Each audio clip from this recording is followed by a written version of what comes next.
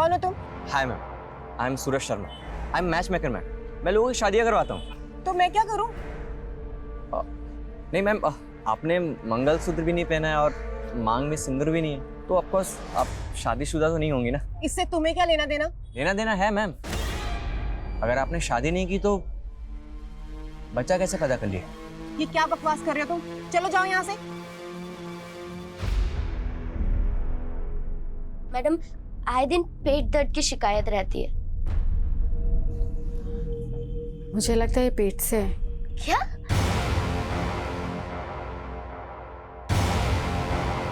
Ma'am मेरी बात तो सुनिए। मैम मैम मैं दीदी, ये पेट से क्या होता है?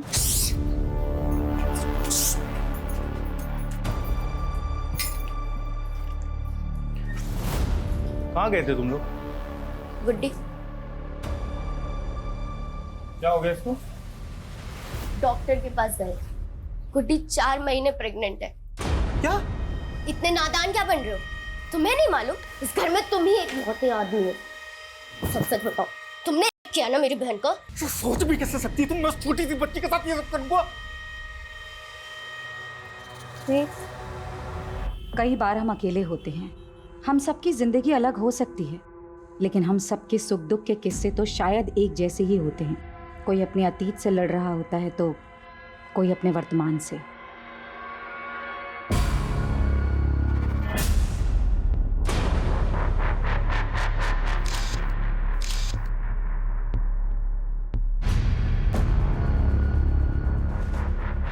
कहने को जिंदगी पल भर में नहीं बदलती, लेकिन कई बार जिंदगी का एक पल सब कुछ बदल देता है। विक्रम जी अंदर? हाँ जी अंदर है। ओके।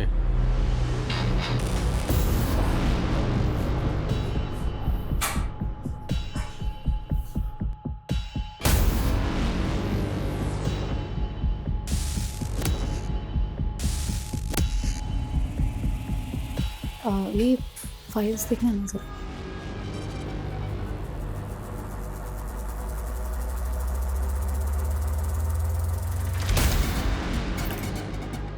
अरे, आर यू ऑल राइट? जी। ओके। जयंती, क्या हुआ? Nothing sir. सर एक सेकेंड। सर वो आदमी कौन था? पहले कभी नहीं देखा। He is my friend. और मैंने तुम्हें देखा, तुम छुप कर हमें देख रही थी। आखिर ये चल क्या रहा है सब? Are you trying to spy on me? Yes, because Reema 3 दिन से ऑफिस नहीं आ रही है सर, और उसका फोन भी बंद आ रहा है। आखिरी बार तो आप ही के साथ थी ना? कहाँ है Reema?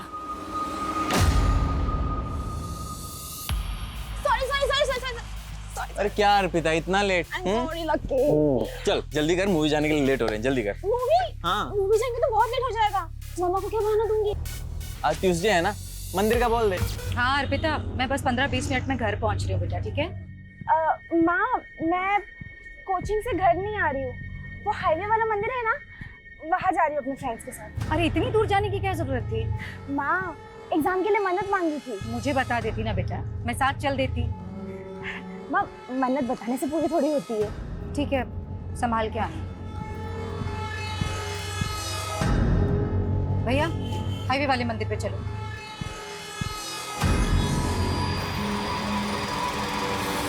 Get down to business.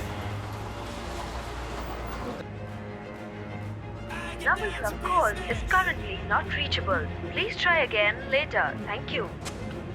ये लड़की ना,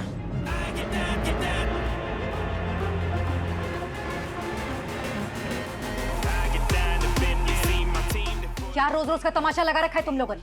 जब देखो तब लाउड म्यूजिक। आंटी आपको प्रॉब्लम क्या है? मेरे घर में कुछ भी करो, आपको क्या? जंगल में नहीं रह रहे हो, हाँ?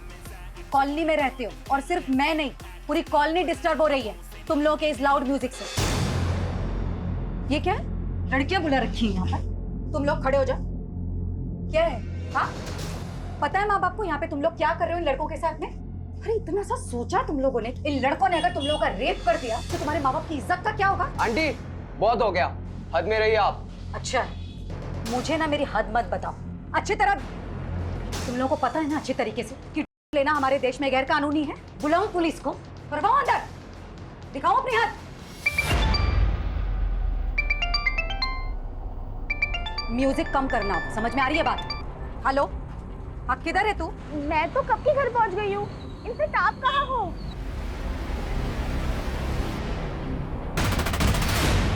तो तू अब मुझसे खुलेआम झूठ बोलने लगी है। गई थी मैं तेरे कोचिंग सेंटर, वहां से पता चला कि तेरा एक लड़के के साथ चक्कर चल रहा है। ओह, तो अब आप मेरी जासूसी करने लगी? ज्यादा बकवास मत कर अर्पिता। एक तो झूठ बोलती है, ऊपर से मुझ पर इल्जाम लगा रही है। हाँ, बोला झूठ, क्योंकि आप मुझे मेरी लाइफ जीने ही नहीं देती हो। हर बार पढ़ो पढ़ो पढ़ो, लेकिन अब इस उम्र में मैं अपने फ्रेंड्स के साथ घूमने नहीं जाऊंगी तो कब जाओगी? हाँ अर्पिता, लेकिन तू एक लड़के के साथ अकेली बाहर गई थी कि नहीं? बोल। हाँ, गई थी। तो इसमें बुराई क्या है?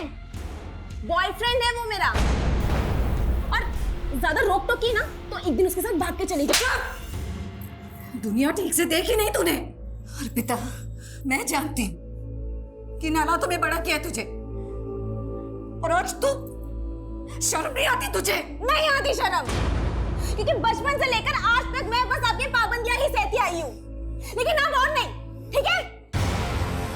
अर्पिता, अर्पिता,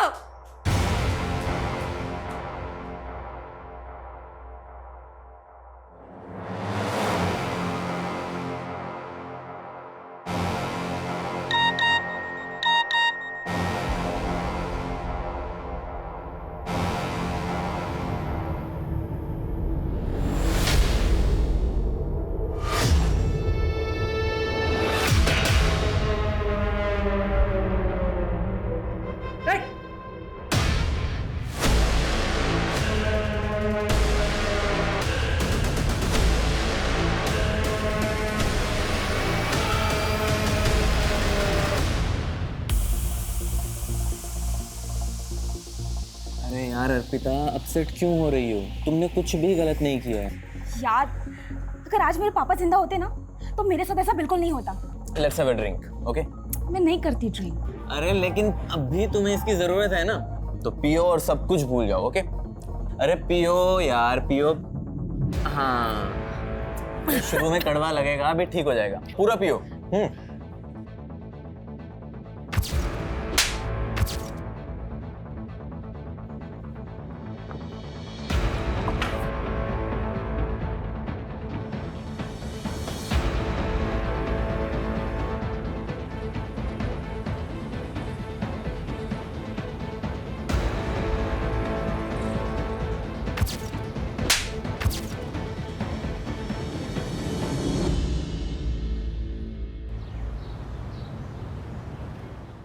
और फिर भालू ने कहा, मुझे भूख लगी है। अरे गुड्डी, ये क्या पढ़ रही हो तुम? मैं तो एक हिंदी की कहानी पढ़ रही हूँ। मैं हिंदी लिख भी सकती हूँ, और पता है अब मुझे ना हिंदी में फुल मार्क्स आएंगे। अरे वाह, तब तो तुम्हें प्राइज मिलना चाहिए। बोलो क्या चाहिए तुम्हें? मुझे तो मून पर जाना है। अच्छा, लेकिन उसके लिए तो तुम्हें एस्ट्रोनॉट बनना पड़ेगा। लेकिन मैं एस्ट्रोनॉट कैसे बनूंगी? उसके लिए तुम्हें बस एक छोटा सा टेस्ट देना होगा। कैसा टेस्ट? देखो, मैं तुम्हारी बॉडी को चेक करूंगा, और जिसकी बॉडी में 5 तिल होते हैं ना, वो एस्ट्रोनॉट बन सकता है। तो चलो अपने तिल दिखाओ।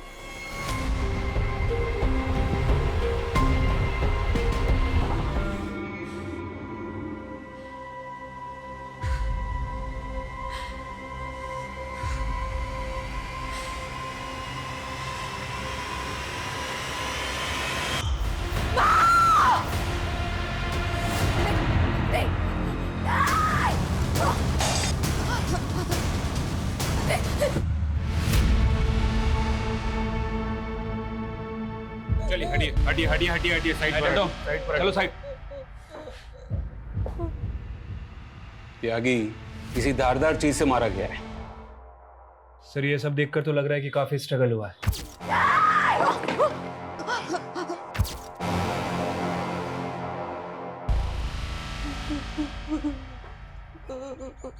और कौन कौन है आपकी फैमिली में? मेरे और मेरी मम्मी के अलावा और कोई नहीं। 10 साल पहले मेरे पापा की डेथ हो गई। जब ये सब कुछ हुआ तब तुम कहाँ थी?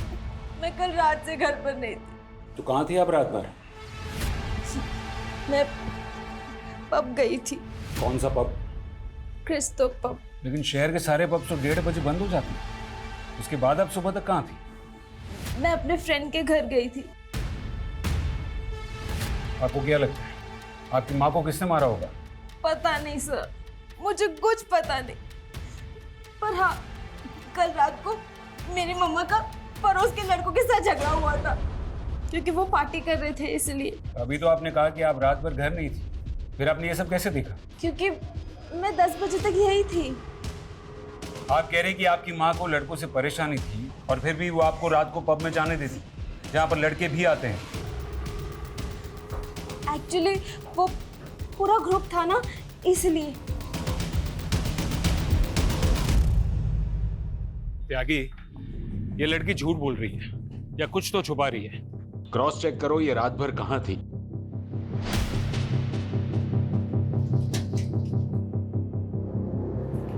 ये दोनों कहाँ हैं? पता नहीं सर, बहुत ही बिगड़े हुए लड़के हैं, दिन रात पार्टी करते थे। जयंती ने तो उनके मकान मालिक से भी शिकायत की थी कि वो घर खाली करा दे। त्यागी, वो मकान मालिक से इन लड़कों का नंबर निकालो।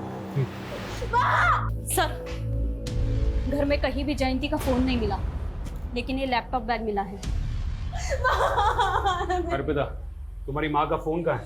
मुझे इस बारे में कुछ नहीं पता। कविता, तो क्या खूनी ने जानबूझकर जयंती का फोन गायब किया? इसका मतलब है फोन में जरूर कुछ ना कुछ है जो हमें खूनी तक ले जा सकता है।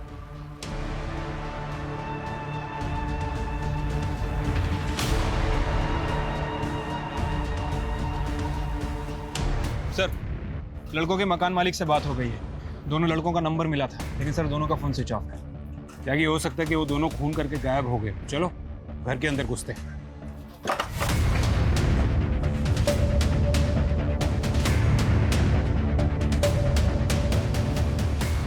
घर चेक करो।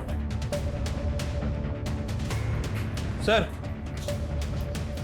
त्यागी, फॉरेंसिक को बुलाओ और दोनों घर के फिंगरप्रिंट सैंपल ले लो और वो दोनों लड़कों की डिटेल निकालो और पता करो कि यहाँ पार्टी में दीपेश और राघव के साथ और कौन कौन मौजूद था। ठीक है सर।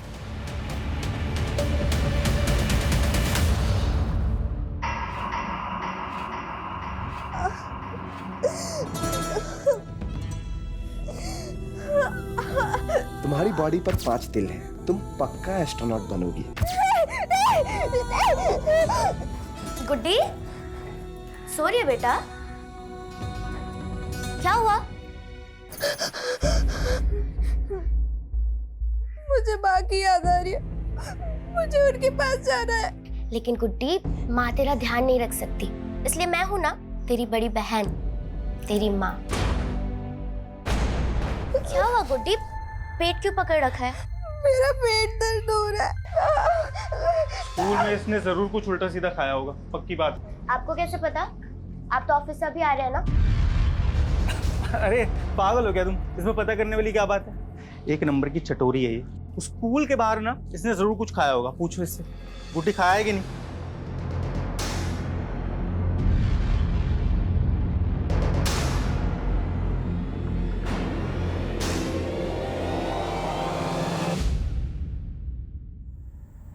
ये देखिए सर, ये दोनों पब में 11 बजे एंट्री करते हैं और 1:30 बजे वहाँ से बाहर निकलते हैं।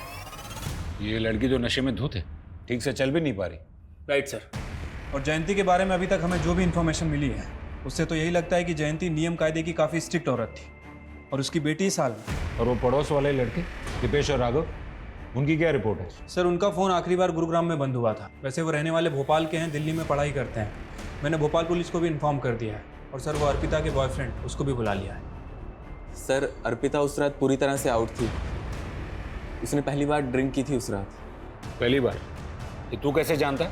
वो सर, अर्पिता मेरी 2 साल से दोस्त है।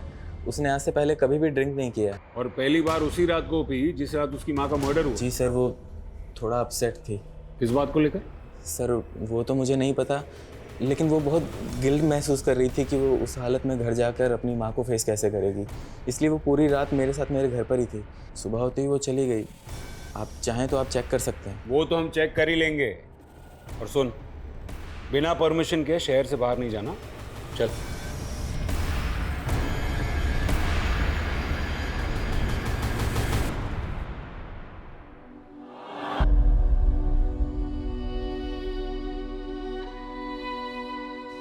पता है, खुश रहना, मस्त रहना सबसे बेस्ट होता है, क्योंकि ना कभी किसी बात पे रोना भी आए ना तो हंसकर टाल दो, सारा स्ट्रेस गायब हो जाता है और दिमाग भी शांत हो जाता है। समझी?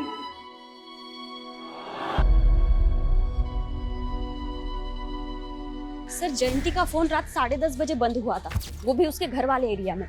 और उसका फोन भी गायब है, जो हम मान रहे हैं कि किलर ने गायब किया है। अर्पिता मेन सस्पेक्ट है। मुझे लगता है कि फोन गायब करने के पीछे की वजह माँ और बेटी के बीच की चैट हिस्ट्री को छुपाना होगा, क्योंकि उससे हमें पता चल जाता कि माँ और बेटी के बीच में बनती नहीं थी। और हाँ, वो 2 लड़के दीपेश और राघव, उनके बारे में भी पता करना होगा कि वो क्यों गायब। सर, इन दोनों लड़कों के CDR में ऐसी 2 लड़कियों के नंबर मिले हैं जो साथ पार्टी में थे, अदिति और विनीता। उनसे मिलना होगा, शायद उनको पता हो कि दीपेश और राघव कहाँ है। कविता, तुम जयंती के फोन का लोकेशन IMEI नंबर से ट्रेस करो। Okay sir. सर, एक और बात, 8 बजे जयंती ने एक नंबर पे कॉल किया था जो रीमा के नाम से रजिस्टर है। रीमा?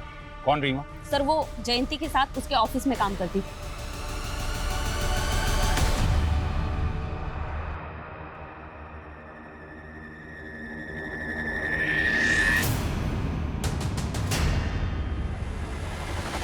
क्या है? कौन हो तुम? मैडम, आए दिन पेट दर्द की शिकायत रहती है। मुझे लगता है ये पेट से है। क्या?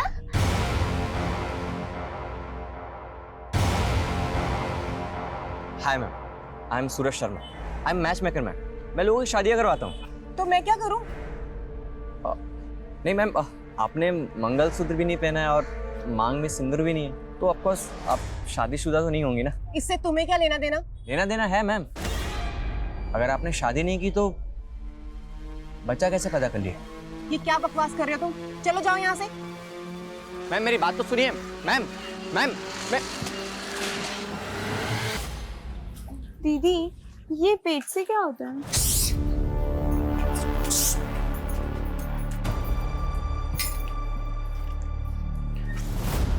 कहाँ गए थे तुम लोग? गुड्डी, क्या हो गया इसको? डॉक्टर के पास गए।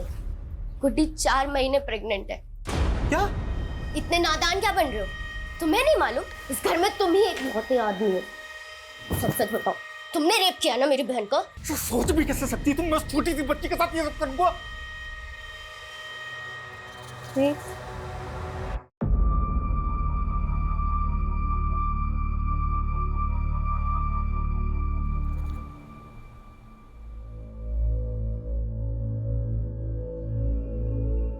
बेटा,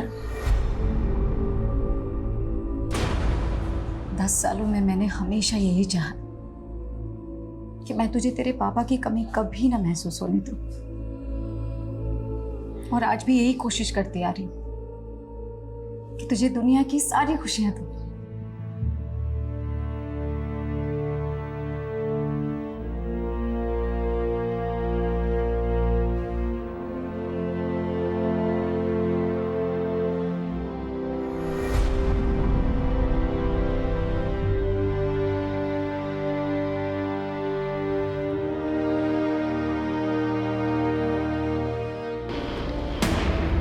सर, हम राघव और दीपेश के बारे में कुछ नहीं जानते हैं। अच्छा, कुछ नहीं जानते थे, फिर भी उनके साथ पार्टी कर रहे थे? नहीं सर, हमारा मतलब है कि हमें उस मर्डर केस के बारे में कुछ नहीं मालूम है। फिर तो आप लोगों को ये भी मालूम नहीं होगा कि आप लोग वहाँ। नहीं सर, हम नहीं ले रहे थे, वो तो राघव और दीपेश ले रहे थे। अच्छा, तो ये बताओ कि जयंती को किसने मारा? सर, हमें नहीं पता, हम तो बस 2 बजे तक वहाँ पे थे। लेकिन हाँ, उससे कुछ देर पहले दीपेश ड्रिंक्स का जुगाड़ करने बाहर गया था और वो वापस नहीं लौटा, तो उसको देखने के लिए राघव भी बाहर गया और फिर दोनों साथ में आ गए वापस। उठो उठो उठो चलो चलो चलो यहाँ। कहाँ जाना है यार? अरे आगे का सेलिब्रेशन गुरुग्राम में करते हैं ना। हम नहीं गए सर, हम अपने घर चले गए। उसके बाद वो लोग गए थे। गुरुग्राम में वो कहाँ लेके जाने वाला था? सर कुछ नाम तो नहीं बताया था।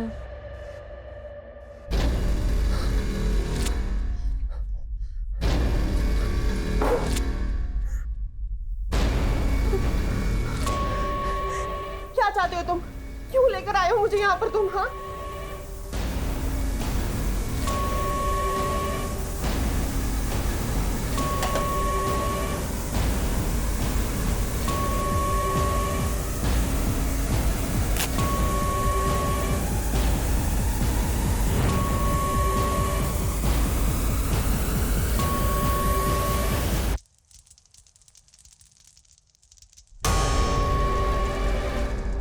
जयंती के बारे में सुनकर मुझे भी शौक लगा।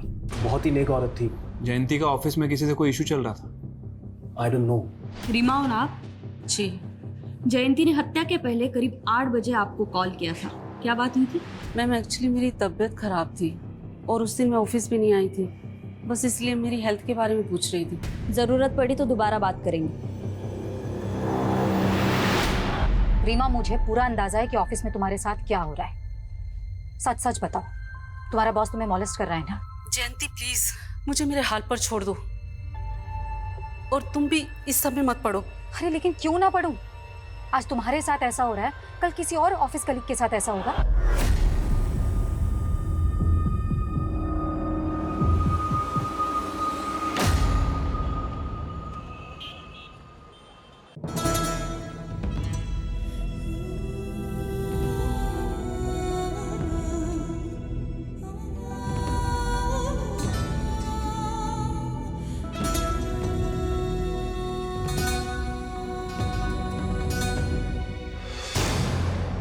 और तुम ज्यादा भोले मत बनो। तुम अभी भी मुझ पे शक कर रही हो? जानती हो ना किसका पाप लेके घूम रही है वो पेट में? क्या करूं मैं तुम लोगों का? अबॉर्शन तो मैं भी करवाना चाहती थी ना अरविंद। अब डॉक्टर ने मना कर दिया तो मैं अपनी बहन को मार तो नहीं सकती ना। कम से कम जब तक उसकी डिलीवरी नहीं हो जाती चिक चिक करना बंद करो।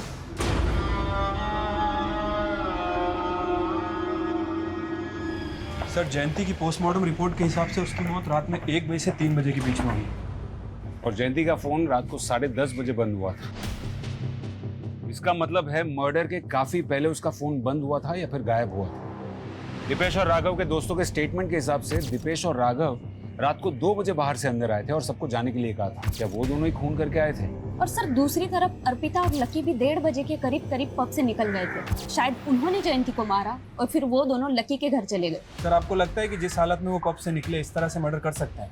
यागी, मुजरिम अगर शातिर होना तो हम वही देखेंगे जो वो हमें दिखाना चाहता है।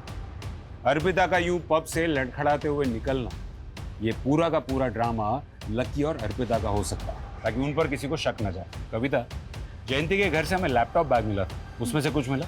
हाँ सर, एक डायरी मिली है। लगता है जयंती अक्सर उसमें लिखा करती थी।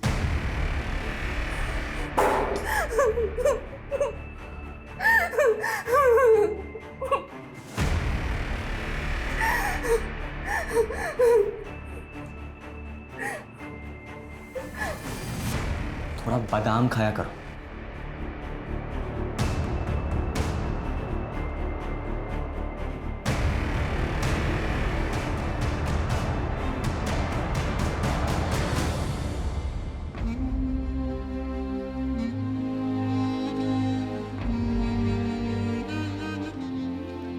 गुड्डी, ये लो दूध पी लो। नहीं दीदी, मुझे दूध नहीं पीना, उल्टी आती है मुझे।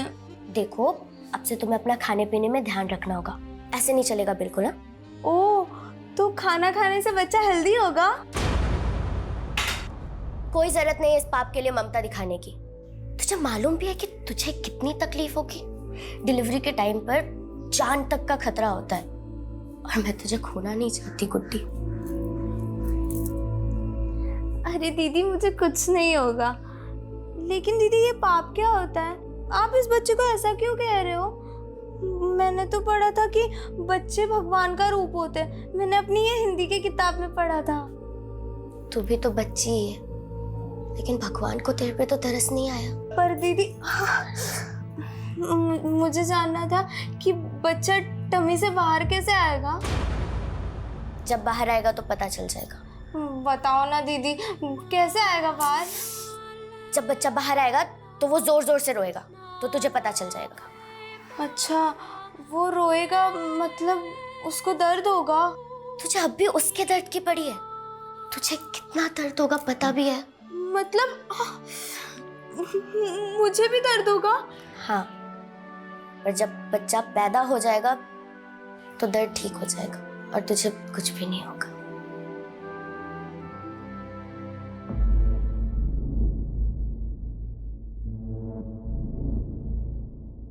जब भी 25 जून आती है तो लगता है जैसे मेरे ऊपर एक बहुत बड़ा बोझ है जिसके तले दबी जा रही हूं।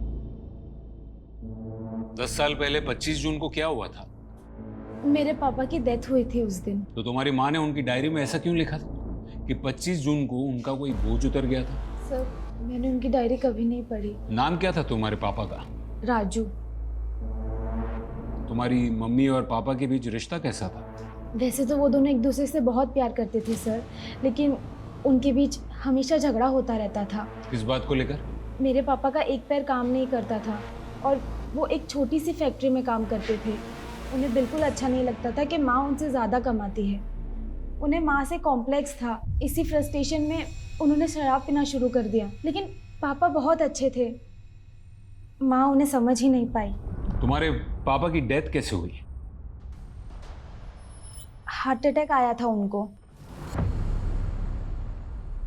तुम्हारे बाकी कोई रिश्तेदार नहीं दिखे?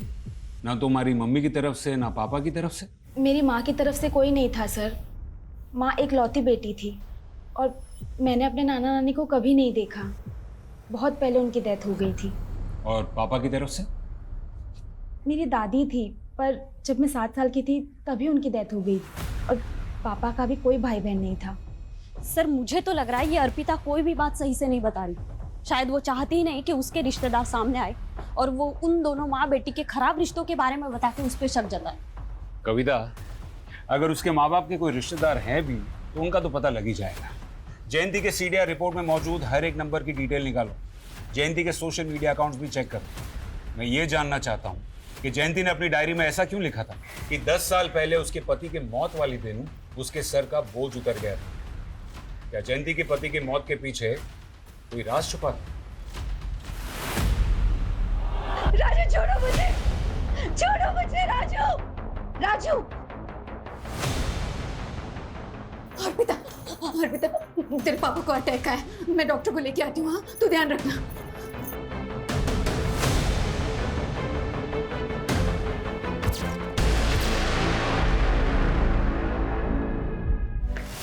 सर, राघव के एक दोस्त से पता चला है कि राघव और दीपेश गुरुग्राम के एक घर में है। सर, हमने कुछ नहीं किया, हम कुछ नहीं जानते। कुछ नहीं जानते फिर भाग क्यों रहे थे? हम लोग थे और जयंती आंटी से झगड़ा भी हुआ था सर। उस रात पार्टी में रात को 2 बजे अचानक अपने बाकी दोस्तों को भगा दिया क्योंकि तुम दोनों मर्डर करना चाहते थे। नहीं सर, हमारा तो पहले से ही प्लान था 2 बजे निकलने का। लेकिन हाँ, 2-2:30 बजे जयंती आंटी की बेटी अर्पिता को हमने वहां पे देखा था सर। खुद को बचाने के लिए उनकी बेटी को फंसा रहे हो? हम लोग सच बोल रहे हैं सर। एक मिनट सुनिए, आपने अर्पिता को देखा? वो तो कल से नहीं दिखी। सर, अर्पिता के घर पे तो ताला लगा हुआ है। इसका मतलब है कि वो इन्वॉल्व है मर्डर में, इसलिए भाग गए। लकी कहाँ है?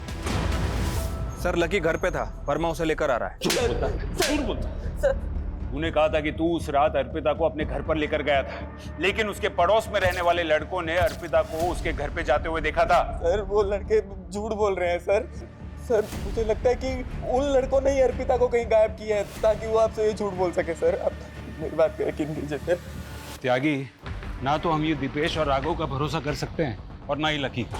राइट सर, अर्पिता ही हमारी प्राइम सस्पेक्ट है, लेकिन अभी तक वो गायब है सर। ये अर्पिता का फोटो सर्कुलेट करो। ठीक है सर। सर, वो जयंती का पीएम होने के बाद हमने सोचा था कि उसकी बॉडी किसी रिश्तेदार को हैंड ओवर कर देंगे, लेकिन सर उसकी बेटी प्राइम सस्पेक्ट निकली और कोई दूसरे रिश्तेदार का कुछ पता नहीं चल रहा है। तो क्या करें, मॉर्ग वालों कहें अंतिम संस्कार करने के लिए। और कर भी क्या सकते, लेकिन त्यागी हमें जयंती के कातिल को जल्द से जल्द ढूंढना होगा, फिर चाहे वो उसकी बेटी हो या फिर कोई और। मैं बेटी हूँ, बीवी हूँ, बहू हूँ, माँ हूँ, लेकिन सबसे पहले मैं क्या थी और सबसे आखिर में मैं कौन हूँ? मैं सिर्फ औरत हूँ।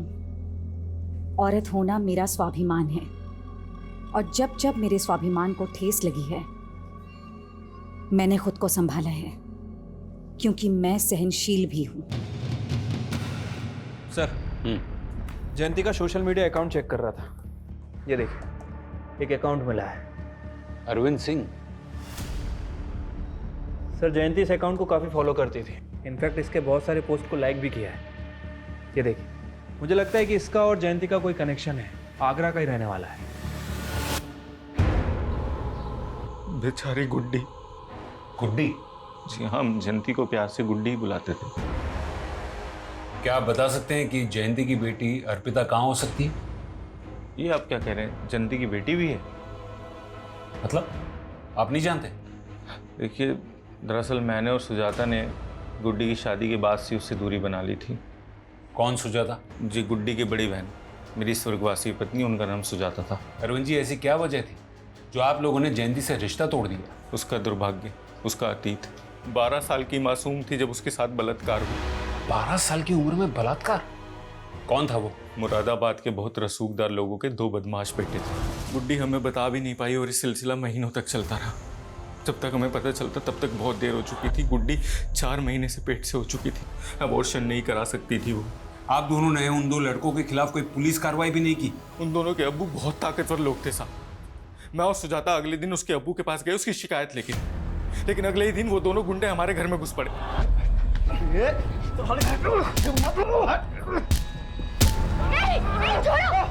अगर पुलिस के पास जाने का सोचा भी ना तो वो अंजाम होगा तुम लोग का जो तुम लोग सपनों में भी नहीं सोच सकते। रातों रात हम घर छोड़ के भागे और एक दूसरे शहर में किराए के मकान पे रहने लगे। लेकिन क्या मालूम सर, उसकी जिंदगी पे उसका अतीत भारी पड़ गया। मतलब आप ये कहना चाह रहे हैं कि उन्हीं 2 लड़कों ने जयंती का खून किया है जिन्होंने बचपन में उसका रेप किया था? रिजवान शेख नाम है उसका, दिल्ली में मशाल पार्टी का नेता है। और वो दूसरा है ना, परवेज अंसारी नाम है उसका। सर, वो भी अभी दिल्ली में ही रह रहे हैं। आपके पास गुड्डी की बचपन की फोटो है? सब वो होगी तो सही, लेकिन एक बार मुझे ढूंढना पड़ेगा। Excuse me. हाँ कविता, बोलो। सर, जयंती के फोन का IMEI नंबर ट्रेस हुआ था। सर, हमें वो फोन एक कचरा बिनने वाले के पास मिला। जयंती के फोन का सारा डेटा रिट्रीव करो। Okay sir.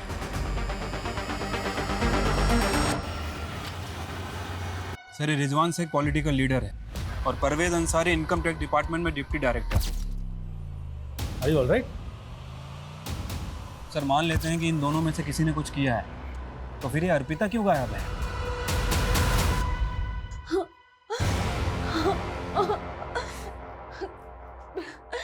प्लीज छोड़ो मुझे। ये देखिए सर, ये जयंती के पड़ोसी का वीडियो है।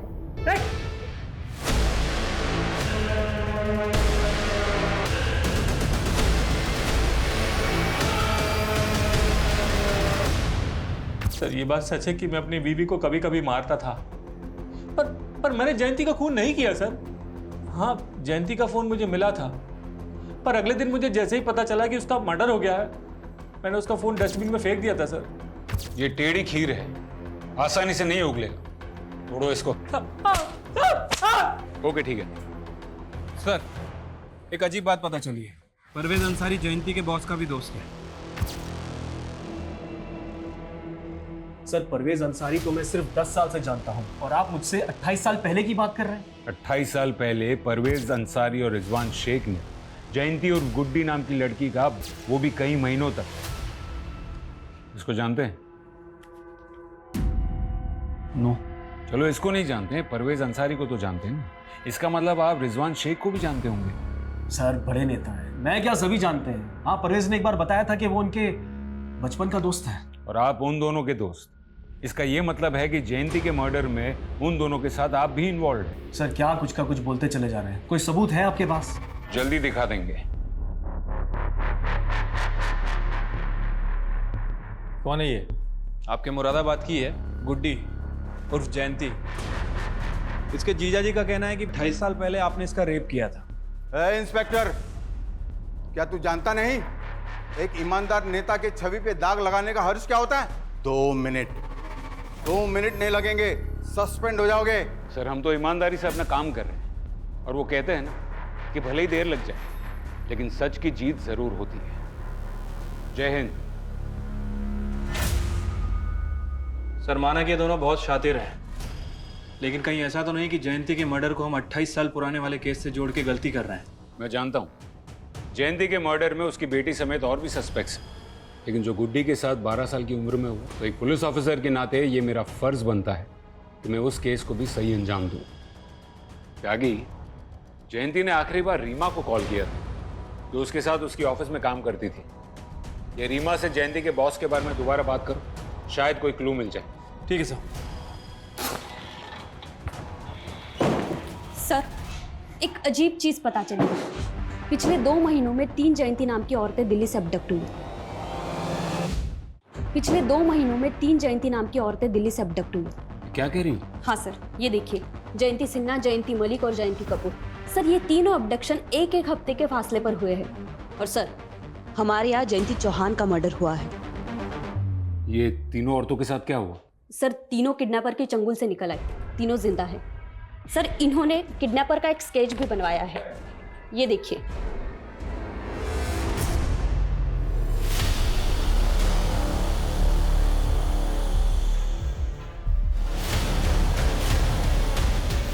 सर मुझे तो अभी तक ये समझ में नहीं आ रहा कि उसने मुझे किडनैप क्यों किया था। उसने मेरी फैमिली को फिरौती के लिए कोई कॉल भी नहीं किया और इसके बाद अचानक से उसने मुझे छोड़ दिया। तो उस दौरान उन लोगों ने आपके साथ किया क्या? यही है क्या? नहीं, मुझे नहीं लगता। ये क्या कर रहे हो तुम? ये आपने चूड़ी पहचाना? एक बार आप याद करके देखो। क्या चूड़ियां दिखा रहा था? जी सर, छोटी बच्चियों की लाल चूड़ियां दिखा रहा था और बार बार बस यही पूछ रहा था कि क्या मैं उन लाल चूड़ियों को पहचानती हूँ। जयंती जी, वो आपको कहाँ लेके गया था? सर मैंने पुलिस को पहले भी बताया है, उसने मुझे आंखों पे पट्टी बांधकर किडनैप किया था और आंखों पे पट्टी बांधकर ही उसने मुझे जंगल में छोड़ दिया।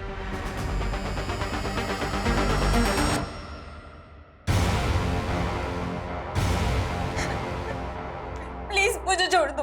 तुझे तो मैं कभी नहीं छोड़ूंगा। ये तो गनीमत समझ कि तुझे अभी तक जिंदा छोड़ा हुआ है, लेकिन तेरी मौत तो पक्की है। सर मैंने जयंती नाम की बाकी की औरतों से भी बात की है। सर सभी का स्टेटमेंट पहली वाली जयंती से मैच कर रहा है। सर कहीं ऐसा तो नहीं कि वो कोई सुपारी किलर था जिसने जयंती को देखा ही नहीं था, लेकिन जब उसे असली जयंती मिली उसे आइडेंटिफाई किया और उसका मर्डर कर दिया। लेकिन फिर वो लाल चूड़ियां क्यों दिखा रहा था? वो भी बच्चियों की चूड़ियां?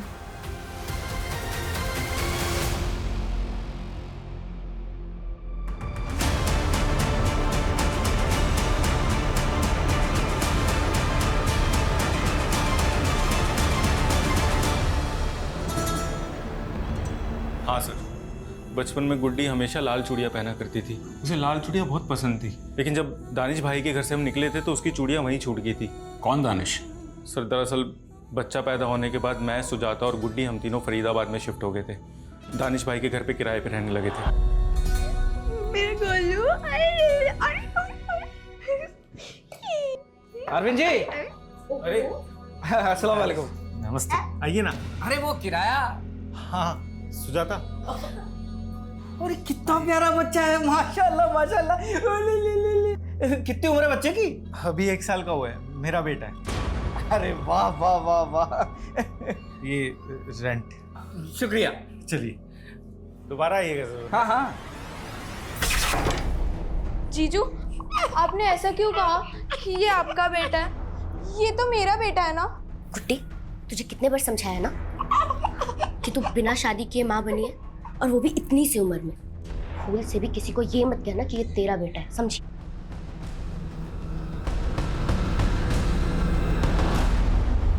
सर धीरे धीरे सबको पता चलने लगा और हमारा जीना बहुत मुश्किल हो गया, इसलिए हम उस बलात्कारी की संतान को वहां छोड़ के निकल गए। लेकिन दीदी मेरा गोलू वो नहीं आएगा हमारे साथ। गुड्डी गोलू की तबीयत खराब थी ना, तो वो मर गया। क्या? अगर हम गुड्डी से झूठ ना बोलते तो उस बच्चे का साया हर जगह हमारी बदनामी करवाता। कहाँ छोड़ा था बच्चे को? दानिश भाई के घर पे, जहाँ उसकी चूड़ियाँ छूटी थी।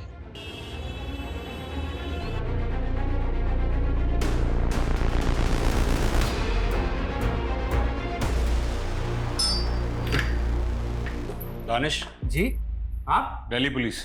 दिल्ली? आप ऐसे कैसे? आप कहाँ?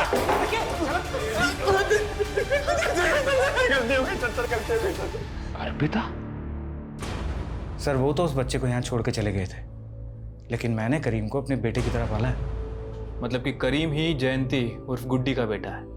मैंने अपनी माँ को नहीं मारा सर। बचपन से लोग मुझे चिढ़ाते थे कि मेरा बाप कौन है। लोग कहते थे कि मैं नाजाज औलाद हूँ, लवारिस हूँ। इसलिए सर मैंने बचपन में ठान लिया था कि मैं अपनी माँ को ढूंढ के रहूँगा। सर मुझे सिर्फ इतना पता है कि उस लड़की का नाम जयंती था, बाकी उसके दीदी और जीजा जी उसे गुड्डी कह के बुलाते थे। तो तुम जयंती नाम की औरतों का पता लगाकर उन्हें अगवा कर रहे थे?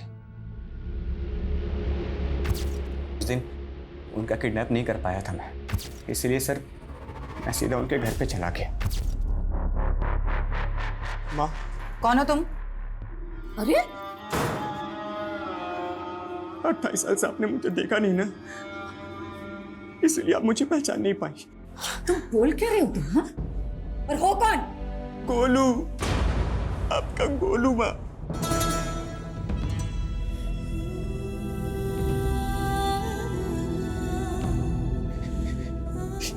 ये आपकी चूड़ी दानिश अबू ने दी है।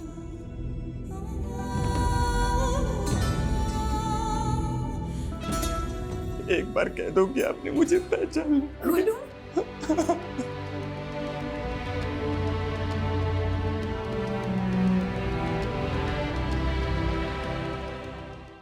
तो मारा क्यों?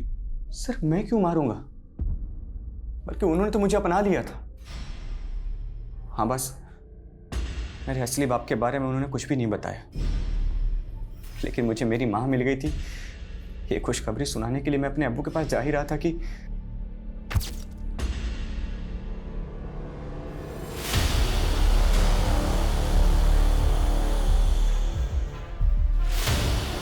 अर्पिता।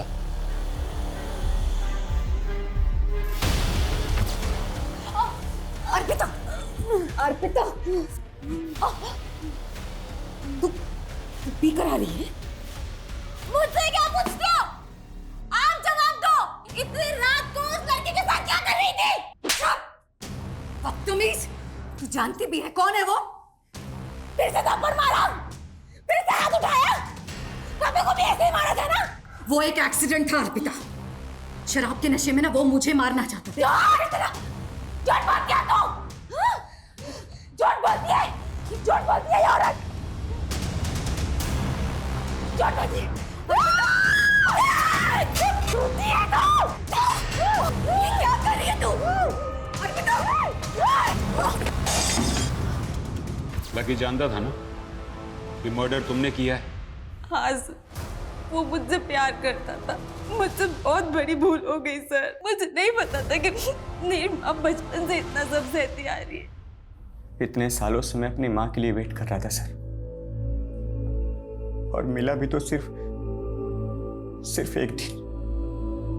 हाँ मुझे अर्पिता पे शक था कि उसी ने कुछ किया, इसलिए मैंने उसका अपहरण किया था सर। लेकिन चाहकर भी मैं उसे मार नहीं पाया सर। आप ही बताओ कैसे मारता?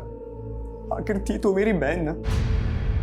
कैसे एक गुनाह कई जिंदगियों को दर्द और बदनसीबी से भर देता है। अगर 28 साल पहले गुड्डी को इंसाफ मिल चुका होता तो शायद आज हम उसके अंजाम को बदल सकते थे। त्यागी, ताज्जुब की बात तो ये है कि एक माँ अपने बेटे से 28 साल बाद मिलती है और उसकी बेटी को ऐसी गलतफहमी होती है कि उसने एक ही झटके में उसकी जान ले ली। लेकिन सर गुड्डी उर्फ जयंती, उसका इंसाफ अभी तक अधूरा है। उसके रेपिस्ट अभी तक बाहर घूम रहे हैं। अगर सर हम कोर्ट से परवेज और रिजवान के डीएनए टेस्ट का ऑर्डर ले लें तो करीम से उसका डीएनए मैच करके पता चल जाएगा कि उसका असली बाप कौन है। लेकिन त्यागी, रेप विक्टिम भी जिंदा नहीं है। सिर्फ गुड्डी के जीजाजी के बयान पर कि परवेज और रिजवान ने उसका रेप किया था, मुझे नहीं लगता है कि रेप विक्टिम की गैर मौजूदगी में उन पे कोई केस बनेगा। कोर्ट पहली सुनवाई में अपना केस डिसमिस कर देगा मतलब सर 28 साल के बाद भी गुड्डी को इंसाफ नहीं मिलेगा। सर, रीमा ने नया बयान दिया है। रीमा का कहना है कि उसका बॉस विक्रम उसे मोलेस्ट करता था। सर, विक्रम ने अपने दोनों दोस्त रिजवान और परवेज के साथ मिलकर उसे एक फार्म हाउस पे ले जाकर फोर्स सेक्स के लिए मजबूर किया। लेकिन सर, रीमा कोर्ट में बयान देने के लिए रेडी है। तो अब हमें परवेज और रिजवान की डीएनए टेस्ट की परमिशन मिल जाएगी। सच्चाई जितना छुपा लो, एक ना एक दिन तो बाहर निकल ही आता है।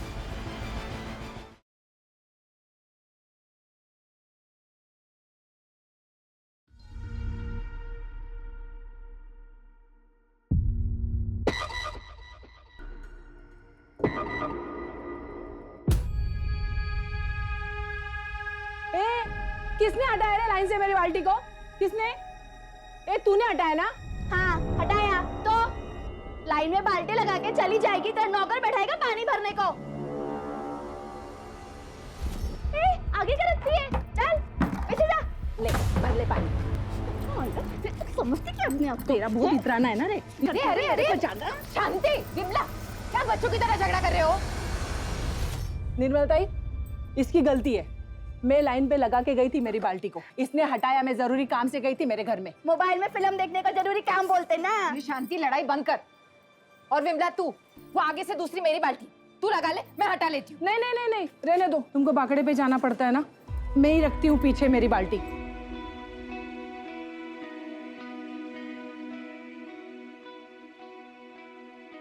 अरे बहनी, अब खाना दे भी दो, बहुत तेज भूख लगी है।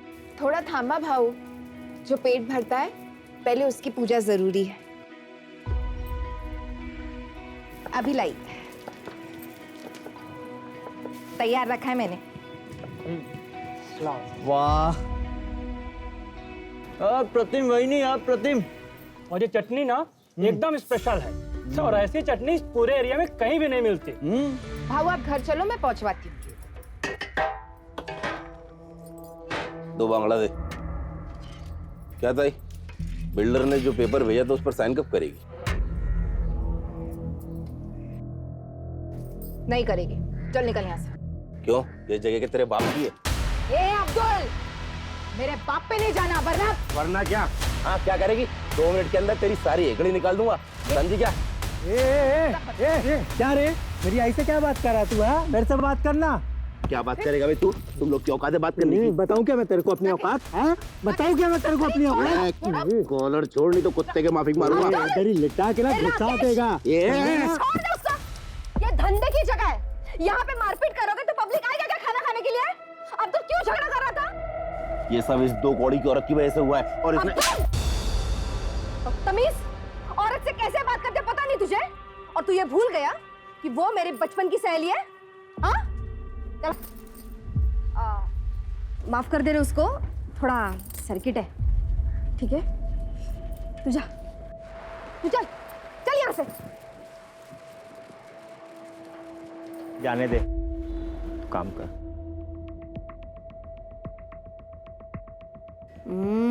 कड़क, निकल। अब्दुल, ध्यान रख इस पे। अब्दुल क्या है रे? हाँ, कितने देर तक ऐसे मुंह लटका के बैठेगा तू? लेकिन ताई वो अपना जो माल है ना, उससे ज्यादा कड़क पकड़ उस निर्मला की चाल वालों पे। साला 40% लोग इस निर्मला के वजह से साइन नहीं कर रहे हैं। जिस रीडेवलपमेंट का काम हमने लिया ना, वो रुक गया है। ऐसे में तेरा ऐसा बर्ताव सब गड़बड़ कर देगा यार। सुन, निर्मला को मैं हैंडल करती हूँ, तू फक्त बघ मी काय करते। काय निर्मला, कशी आहेस? क्या काम है? तेरे फायदे का काम है।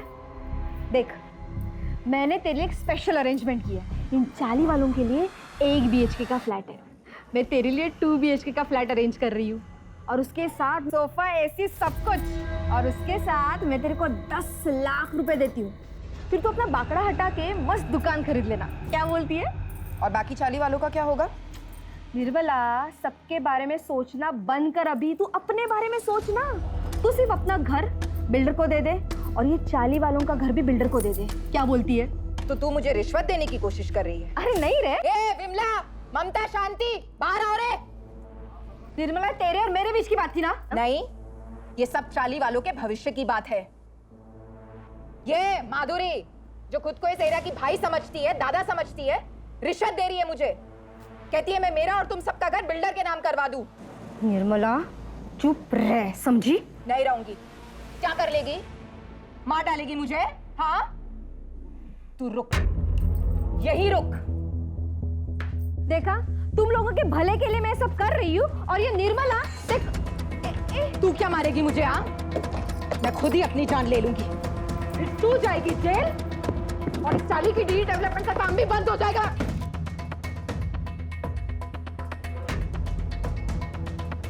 सलमा बात को सम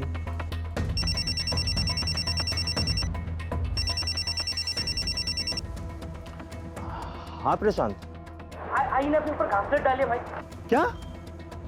तू रुक, मैं आ रहा है, अभी आ रहा है। चल अभी निकल यहाँ से, नहीं तो मैं सच में खुद को आग लगा लूंगी। निकल।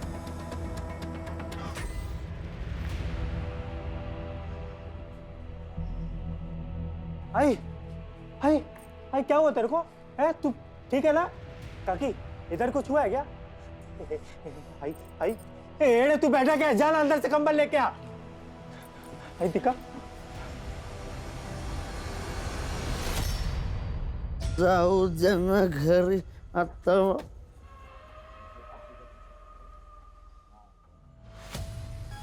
तू घूरना बंद कर, नहीं मानेगा? रुक तेरी।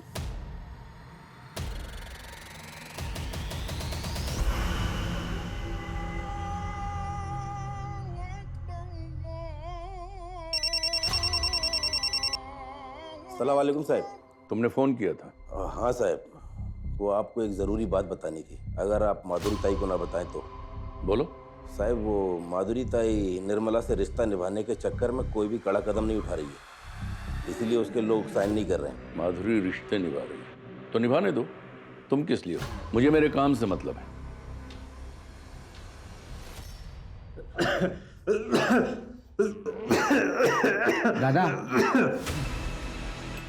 दादा ये क्या है? कुछ नहीं।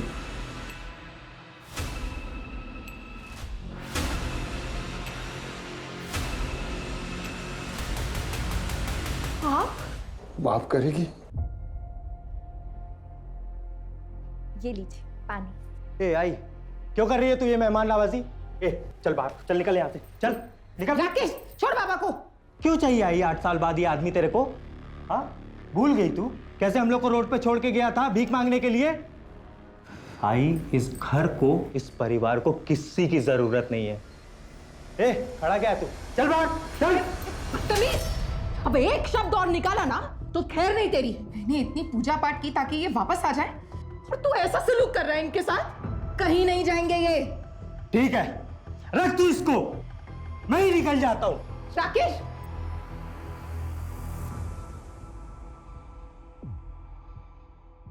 माधुरी, सुना है आजकल तुम्हारे तेवर काफी ढीले पड़ गए हैं। किसने बोला ये?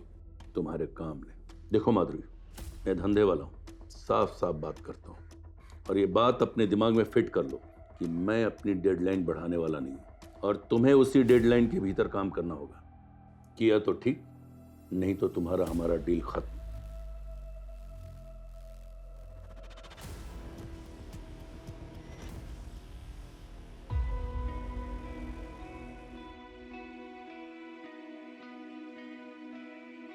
राकेश, प्रशांत, तुम दोनों का नाश्ता बना लिया है, खा लेना।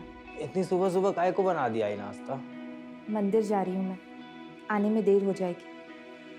आज 19 जुलाई है ना? जा।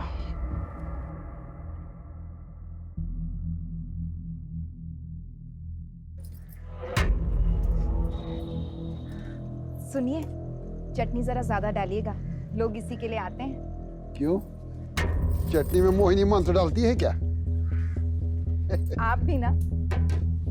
ये लो भाई, ये लो। अरे लाता है 2 प्लेट लाता है। बंद करो इस जहर की दुकान, बंद करो सब। चल बंद कर, चल। क्या हुआ भरत भाव? क्या हुआ भरत भाव? हाँ, अरे अपने खाने से लोगों को हॉस्पिटल पहुंचा के पूछती क्या हुआ भरत भाव? अरे क्या? तुम लोग को समझ में नहीं आ रहा है? हाँ, तुम लोग को भी खून की उल्टी करने का है? निकलो यहाँ से।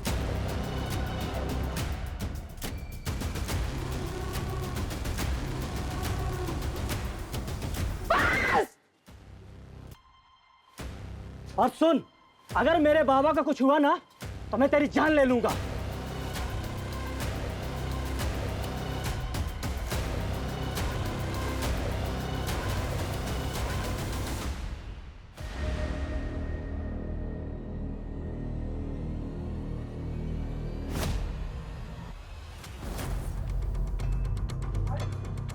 छोड़ो मुझे, आई के पास जाना है। आई, आप लोग छोड़ो।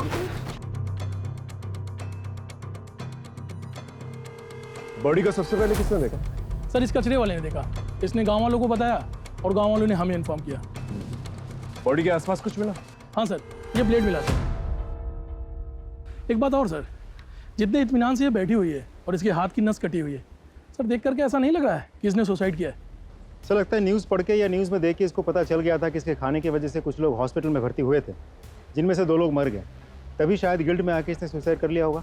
फिलहाल किसी नतीजे पे नहीं पहुंचता। बॉडी को पोस्टमार्टम के लिए भेजा और फॉरेंसिक टीम को बुला। सर निर्मला की पोस्टमार्टम रिपोर्ट तो हैरान कर देने वाली है। पोस्टमार्टम रिपोर्ट के हिसाब से निर्मला ने सुसाइड नहीं किया था, उसका खून हुआ है। सबसे पहले उसे किसी तरह का नशीला पदार्थ दिया गया और उसके बाद उसके हाथ की नस काटी गई। तो स्ट्रगल के मार्क्स मिले हैं जो नॉर्मली विजिबल नहीं है। हत्या 19 जुलाई की रात करीब 10:30 से 11:30 के बीच हुई है। सो ब्लेड की फॉरेंसिक रिपोर्ट भी आ गई। फॉरेंसिक रिपोर्ट के हिसाब से ब्लेड पर जो ब्लड मिला है उसके साथ निर्मला के ब्लड ग्रुप मैच तो होता है, लेकिन उस ब्लेड पर किसी के भी फिंगरप्रिंट्स नहीं मिले, जबकि ब्लेड पर निर्मला के फिंगरप्रिंट्स होना चाहिए था। जी सर। मैं वही सोच रहा था, कोई अपने घर से दूर जाकर सुसाइड क्यों करेगा? किसी ने बड़ी चालाकी से इस मर्डर को सुसाइड की शक्ल देने की कोशिश की है। लेकिन ऐसा कौन कर सकता है सर? हो सकता है विजय और भाई, क्योंकि उनके घर पे फूड पॉइजनिंग से मौत हुई। राइट सर, उन दोनों के पास स्ट्रॉन्ग मोटिव है। फोन करके बुलाओ ना। सब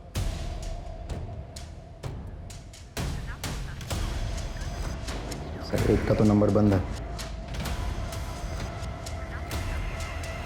नहीं सर, दोनों के नंबर्स बंद हैं।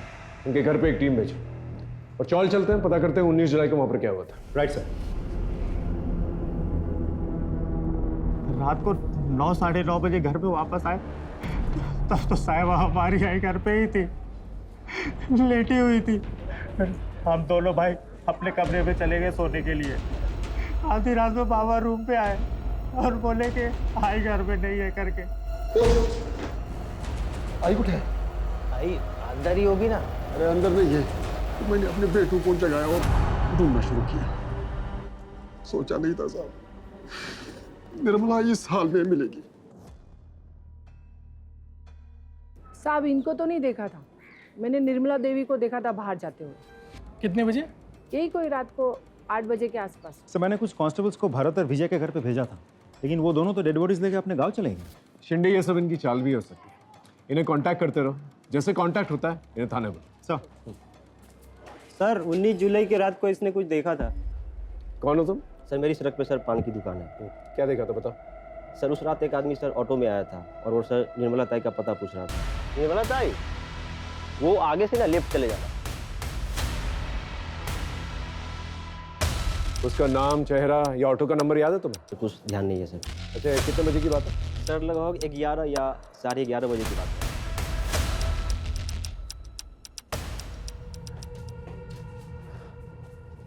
अच्छा, उस रात को घर पे कोई आया था क्या? मालूम नहीं साहब, हम दोनों तो सो गए थे। और आप? मेरे को भी कुछ मालूम नहीं साहब।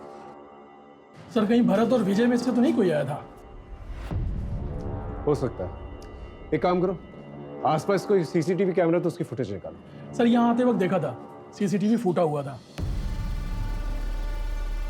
देखो साहब, मुझे अच्छे से तो याद नहीं है कि वो कैमरा मैंने फोड़ा है, लेकिन अगर बाकी के लोग बोल रहे हैं तो फोड़ा होगा।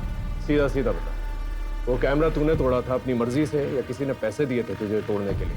अपन आपको सीधा सीधा बोल रहे, जो भी हुआ वो नशे की हालत में हुआ, और ये आप बेवजह मुझ पर दबाव मत बनाओ। ए सुन, बेवजह तेरे पे दबाव नहीं डाल रहे हम।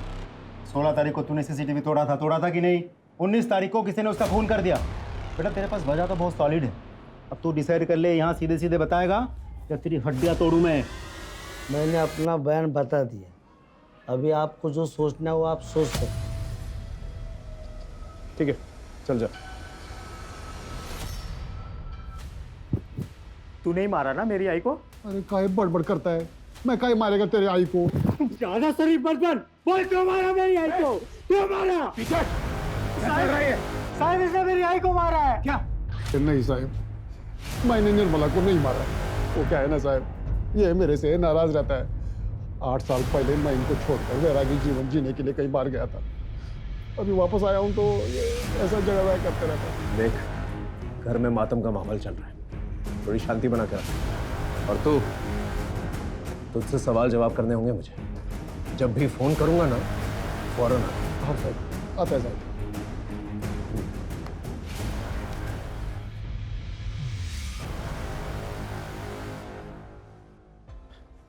शिंदे, एक काम करो, भरत और विजय के साथ साथ निर्मला के जितने भी परिवार वाले हैं उनका सीडीआर और फोन लोकेशन निकलवा, और दिनेश का भी।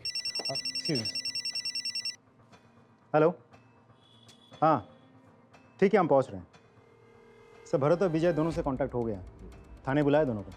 चल सब। नहीं सर, मैंने नहीं मारा उससे। और फिर मैं क्यों मारूंगा उसे? क्यों नहीं मार सकता तू उससे? उसके खाने की वजह से तेरे बाबा की मौत हुई थी ना। मौत का बदला तो मौत से ही लिया जाता है। अरे साहब, मैं ऐसा आदमी नहीं हूँ। हाँ, गुस्से में उसके बाखड़े पे गया था, तोड़फोड़ जरूर किया था, पर साहब बाद में वो निर्मला हॉस्पिटल आई थी, माफ़ी भी मांगी। हालांकि मैं गुस्से में था, इसलिए उसको वहाँ से जाने के लिए बोला साहब।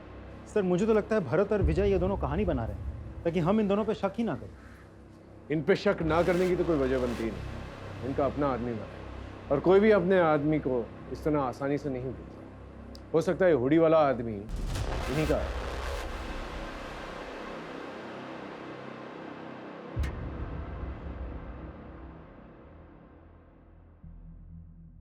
आप कुछ जानती हैं, कुछ कहना चाहती हैं? साहब ये सब कुछ वो बिल्डर ने करवाया है और माधुरी ने किया है।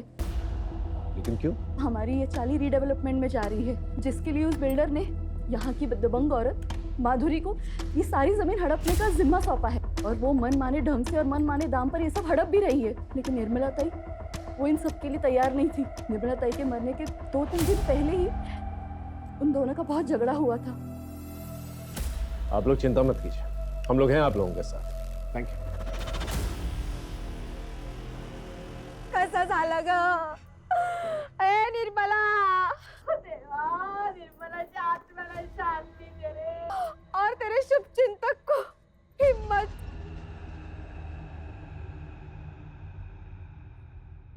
साहेब, सगळी माहिती तुम्हाला खोटी मिळाली आहे। अरे हम दोनों तो बहन जैसे थे, और मैं वो इंसान हूँ उसको तब खड़ा किया था जब उसका मर्द उसको और उसके बच्चों को छोड़ के चला गया था। साहब वो बाकड़ा था ना, खाने की दुकान, सब मेरी ही देन है। अब पूछ लो ना किसी से भी। पूछा है, और पता लगा है हमें कि तुम जबरदस्ती कर रही थी उसका घर बिकवाने के लिए। वो घर बेचना नहीं चाहती थी, और उसके साथ साथ तकरीबन 30% लोग थे जो घर नहीं बेचना चाहते थे, उसका कहना मान रहे थे, जिसकी वजह से रीडेवलपमेंट का काम रुका हुआ था, जो काम तुम्हें सौंपा गया था। साहब आंकड़ा थोड़ा गलत, 10-15% छोड़ के सब लोग रेडी थे। और मुझ पे क्या शक कर रहे हो? अगर आपको शक करना है तो उसके मर्द सुधीर पे करो ना। 8 साल तक बैरागी का ढोंग करके, मोक्ष का ढोंग करके अभी लौटा है, और लौटने के बाद ही तो निर्मला की हत्या हुई है, और हर चीज का मालिक बन बैठा है अभी वो। मालिक बन बैठा मतलब? साहब ये सुधीर यहाँ का घर जवाई है। ये जो था वो सब निर्मला के बाबा का था, और उन्होंने मरने के पहले सब निर्मला के नाम पे कर दिया था। सुधीर के बारे में और क्या जानती हो? मुझसे क्या पूछ रहे हो साहब? आप खुद छानबीन कर लो ना, आपको बहुत कुछ पता चलेगा उस बैरागी सुधीर के बारे में।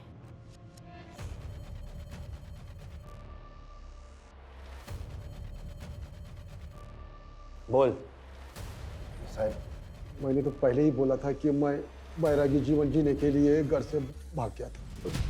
जब मेरे को लगा कि ये जीवन मेरे बस की बात नहीं है, तो मैं वापस भाग के अपने परिवार में आ गया। आपसे विनती है साहब कि मेरे पे संदेह मत करो। संदेह ना करें। अचानक से यहाँ से चला गया, अचानक से वापस आ गया, और तेरे आने के तुरंत बाद फूड पॉइजनिंग का किस्सा हुआ, और उसके बाद निर्मला की मौत। अगर इस क्रम में देखे ना तो तू हमारा प्राइम सस्पेक्ट बनता है, समझा? जिस दिन तेरे खिलाफ मुझे पुख्ता सबूत, गवाह मिल गए ना, तो ऐसी धुन गवाऊंगा कि सारी जिंदगी जो है बैराग जाता फिरेगा जेल में।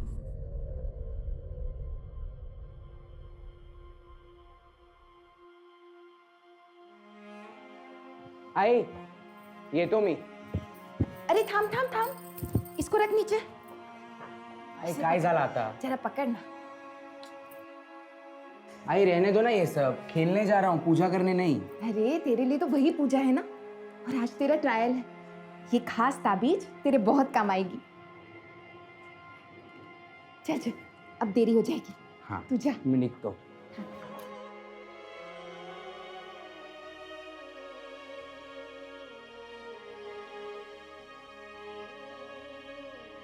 प्रशांत, खाना खा ले भाई। मुझे भूख नहीं है। देख ऐसे मत कर, तू ही बचा है बस मेरी जिंदगी में। अगर तेरे को कुछ हो गया ना तो मैं सच में मर जाऊंगा। खा ले भाई।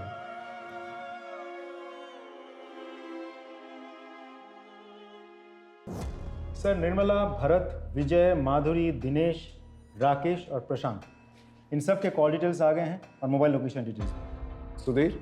सर, सुधीर के पास तो मोबाइल ही नहीं है। सर, निर्मला के मोबाइल लोकेशन के हिसाब से शाम के 6 बजे के बाद वो अपने घर पे ही थी, और जिस वक्त उसकी मौत हुई थी उस वक्त भी उसके मोबाइल की लोकेशन उसके घर की ही थी। कि निर्मला घर पे नहीं थी, और भरत और विजय ने भी उसे हॉस्पिटल जाते हुए देखा। और सर बच्चों ने उसे घर में देखा था, लेकिन जब सुधीर आया तब वो घर में नहीं थी। इस सुधीर का विश्वास नहीं किया जा सकता। बाकी लोग सीडीआर क्या कहते हैं? सर, मेरे हिसाब से बाकी सब तो फ्री लग रहे हैं, क्योंकि ना ही निर्मला के साथ इन सब की कोई बातचीत हुई थी, और ना ही इन सब में से कोई भी 19 जुलाई रात के 10:30 से 11:30 के बीच मर्डर वाले एरिया में गायब। जिसने भी किया है बहुत प्लानिंग के साथ किया है। पहले उसने इस मर्डर को सुसाइड की शक्ल देने की कोशिश की, फिर जब उन्हें पता चला कि हम मर्डर इन्वेस्टिगेट कर रहे हैं तो उसने सारे सबूत जो है छुपा दिए ताकि हम सबूत ढूंढ ही ना पाए। लेकिन सर मुझे हैरानी इस बात पे हो रही कि निर्मला उस पेड़ वाली जगह पे कैसे पहुंची, और कातिल ने उसे नशे की दवा कब दी? या तो उसे घर पर ही जो है नशे की दवा दी गई और फिर उसे वहां ले जाकर जो है उसकी नस काटी गई, या फिर उसे वहां ले जाकर उसे नशे की दवा दी गई और फिर वहां उसकी नस काटी गई। इस हुडी वाले आदमी की क्या कहानी है? क्योंकि अभी तक उस आदमी के बारे में हम लोग को कुछ भी नहीं पता है। गायकवाड़, एक काम करो, निर्मला के सीडीआर में जितने भी लोग हैं इन दिनों जिनसे बात कर रही थी वो, उन सबकी हिस्ट्री निकालो। सर। शिंदे, भरत, विजय, माधुरी और सुधीर, इन सब के पीछे एक सादी वर्दी के अंदर कांस्टेबल जरूर। हो सकता है इन सस्पेक्ट्स के जरिए हम मर्डर तक पहुंच जाए, और हो सकता है इस हुडी वाले की गुत्थी भी सुलझ जाए।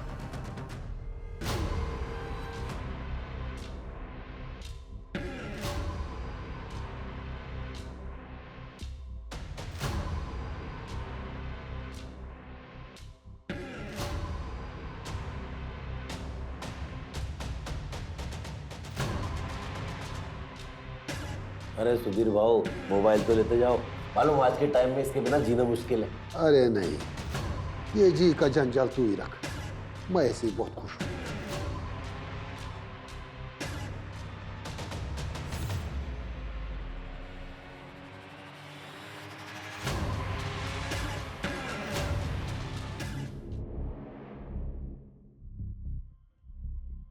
गुड्डे ठेवली, ये 19 जुलाई किसी को याद क्यों नहीं रहता?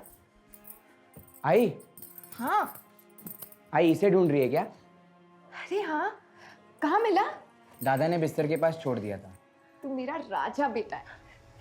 पता है कितना काम है आज? चल मैं निकलती हूँ।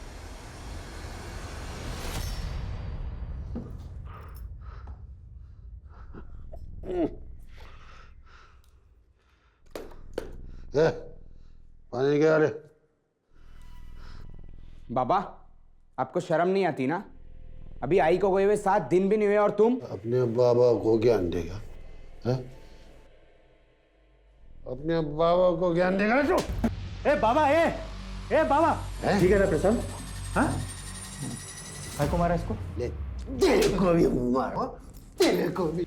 बाबा, शर्म नहीं आती तेरे को? यहाँ गाड़ी और दुकान दोनों चला चला के मेरी कमर टूटी जा रही है, और तू दारू पी के लफड़ा कर रहा है। और लफड़ा करेगा मैं, और लफड़ा करेगा मैं, और लफड़ा करेगा। आज मैं तेरे को नहीं छोड़ेगा। आज मैं तेरी जान ही ले लेगा। बच्चे तुम्हारे गाय के बच्चे हैं। कोई नहीं लगते मेरे। इन दोनों ने मेरे को मारा है। अब देख मैं क्या करता हूँ, मैं देख क्या करता हूँ। मेरे को आंख दिखाता है रे, आंख दिखाता है मेरे को, आंख दिखाता है मेरे को। सर निर्मला के कॉल रिकॉर्ड्स मैंने बहुत अच्छे से चेक किए। ज़्यादातर नंबर्स उन्हीं लोगों के हैं जिनके साथ निर्मला की रोज़ बातचीत होती थी, जैसे कि निर्मला के बेटे, निर्मला के चौल वाले, फूल वाला, दूध वाला, मच्छी वाला वगैरह वगैरह। सिर्फ एक नंबर ऐसा है जिसके साथ पिछले 6 महीनों में निर्मला की कोई बातचीत नहीं हुई थी, लेकिन 19 जुलाई शाम को करीब 7:55 पर उस नंबर से निर्मला को एक कॉल आया था। किसका नंबर है? सर उसका नाम नीलेश जोशी है सर, लेकिन उसका मोबाइल स्विच ऑफ आ रहा है और उसके लैंडलाइन नंबर पर सिर्फ रिंग जा रही है, कोई फ़ोन उठा नहीं रहा। एड्रेस क्या है?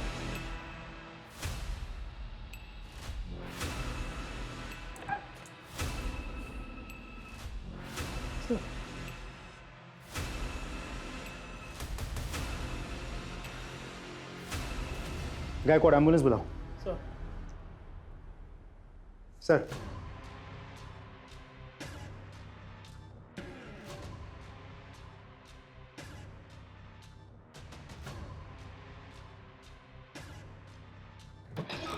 सर मेरी डॉक्टर से बात हुई। नीलेश और उसके घर वाले धीरे धीरे रिकवर तो कर रहे हैं, लेकिन अभी भी स्टेटमेंट देने के कंडीशन में नहीं है। हॉस्पिटल अथॉरिटी को बोल के रखा है कि समय समय पर हमें अपडेट करता रहे। एक और बात सर, राकेश से भी मेरी बात हुई, लेकिन उसका कहना यह है कि वो नीलेश नाम के किसी आदमी को बिल्कुल नहीं जानता। सर इस सुधीर के बारे में एक इंटरेस्टिंग इन्फॉर्मेशन मिली है। ये जो गुरु तुझे बैरागी जीवन सिखा रहा, उसका नाम नैना है ना? उसी के साथ था ना तू यहाँ आने से पहले? हाँ साहब, मैं उसी के साथ था। चलो अब ये बता, तूने निर्मला को क्यों मारा और कैसे मारा? मैंने निर्मला को नहीं मारा, मैं भला निर्मला को क्यों मारूंगा साहब? क्यों नहीं मारेगा तू? हाँ, यही तो करने आया था ना तू, ताकि सारी प्रॉपर्टी तेरे नाम पर हो जाए, ऐसे बेच बाच कर तो यहाँ से निकल जाए।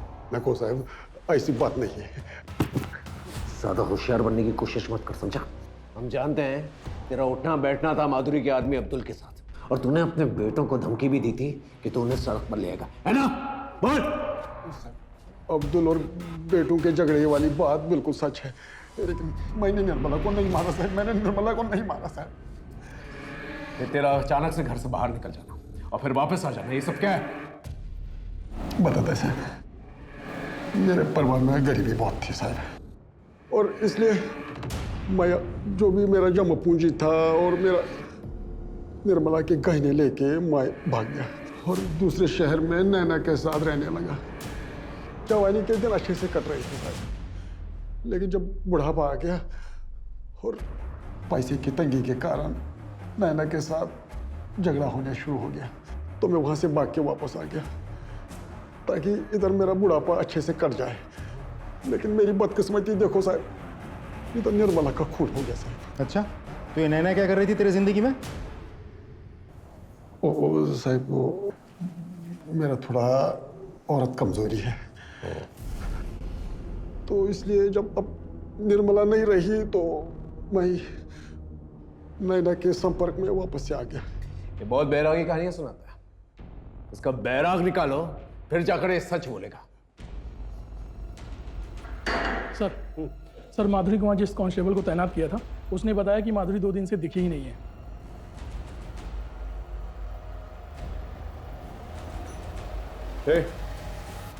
माधुरी किधर है? क्यों? सवाल हम करेंगे, जवाब दे सीधा सीधा। माधुरी किधर है? 2 दिन से दिखाई नहीं दी। तो तूने ढूंढा नहीं? अरे ढूंढ रहे हैं हम लोग, लेकिन अभी कुछ पता चला नहीं। ठीक है सर, अब्दुल अपने घर पे इतना रिलैक्स था, मुझे नहीं लगता माधुरी कहीं गायब हुई है। मुझे तो लगता है उसे कहीं छुपा के रखा होगा। और लेकिन सवाल उठता है कि क्यों, और इस क्यों का जवाब ढूंढने के लिए हमें सिर्फ माधुरी को ही नहीं बल्कि इस अब्दुल की कुंडली भी खंगालनी पड़ेगी। सर आप एक्सक्यूज मी सर। हेलो, ठीक है हम पहुंचते हैं। सर ये नीलेश तो उल्टा थाने पहुंच गया हमसे मिलने। सर मैंने अपनी मर्जी से निर्मला को फोन नहीं किया, मुझे करवाया गया था जबरदस्ती। किसने करवाया था फोन? सर मालूम नहीं, लेकिन उसने हुडी पहना हुआ था और एक अजीब तरीके का मास्क लगाया हुआ था। सर आपका पार्सल आया। पार्सल? सुना ना, कोई पार्सल मंगवाया था क्या? क्या? चल अंदर, चल क्या अंदर। कर रहे हो? इधर आओ, इधर आओ, इधर आओ। देखो मैं यहाँ पे किसी को कोई नुकसान पहुँचाने नहीं आया हूँ। क्या चाहिए तुमको? तू वीकेयर इंश्योरेंस में काम करता था ना? हाँ, ऐसे में मुझे निर्मला का पता चाहिए। 10 महीने पहले वो अंधेरी से मलाड के बीच में कार्ड बेचती थी। सर वो कंपनी बंद हुई 6 महीने से ज्यादा हो चुके। चुपचाप मेरा काम करने तो तेरा। सर हम सब उसी दिन से भूखे प्यासे घर पे पड़े रहे। अगर एक आध दिन भी और कोई नहीं आता तो। लेकिन निर्मला का कुछ तो रिश्ता होगा इस आदमी के साथ। डेटा पता करते वक्त सर हमें ये पता चला कि निर्मला को पता चल गया था ये कंपनी फ्रॉड है और उसने ये नौकरी छोड़ दी। और कुछ दिन बाद मैंने भी ये नौकरी छोड़ दी। आप जा सकते। Thank you sir. सर जिस नीलेश को हम सस्पेक्ट मान के चल रहे थे वो तो खुद ही विक्टिम निकला। लेकिन इसके बयान से एक फायदा हुआ है हमें। एटलीस्ट ये तो पता चला है कि वो हुडी और मास्क वाला आदमी नीलेश के घर से निकल के निर्मला के घर पर गया था। गायकवाड़ सर, एक काम करो, नीलेश के घर के पास जितने भी सीसीटीवी कैमरा है उसे कंगालो। Right sir.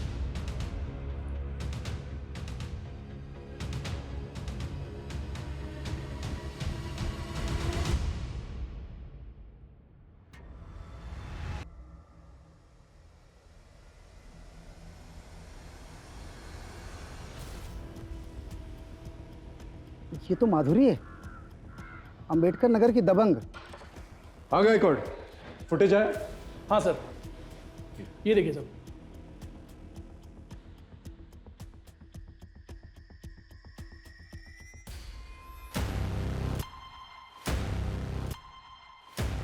इस ऑटो रिक्शा की डिटेल्स निकालो, उसे ट्रेस करो। Excuse me.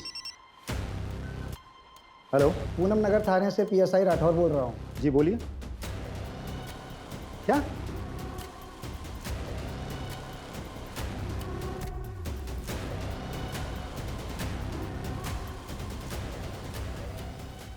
Sir postmortem report के मुताबिक माधुरी की मौत 25 जुलाई को दोपहर 3 और 4 के बीच में सर फटने से हुई थी।